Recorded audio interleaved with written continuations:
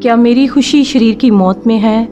کیا اس میں نہیں کہ وہ اپنی بد روش سے باز آئے اور زندہ رہے؟ حزقیال نبی کی کتاب 18 باب 21 تا 28۔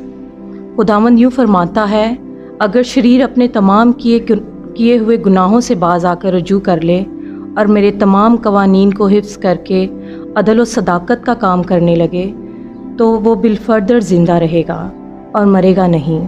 اس کی تمام کی ہوئی خطائیں اس کے خلاف محسوب نہ ہوں گی، بلکہ جو راستی وہ کرے گا اسی کے سبب سے وہ زندہ رہے گا۔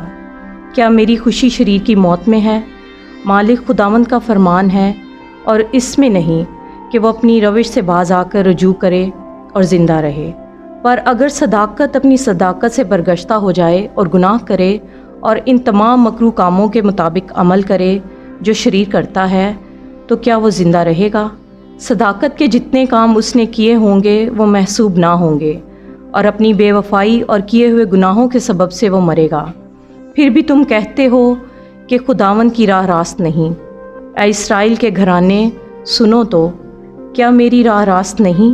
کیا تمہاری ہی راہیں ناراست نہیں ہیں؟ جو صادق اپنی صداقت سے برگشتہ ہو کر گناہ کرتا اور مرتا ہے، وہ اپنے کیے ہوئے گناہوں کے سبب سے مرتا ہے۔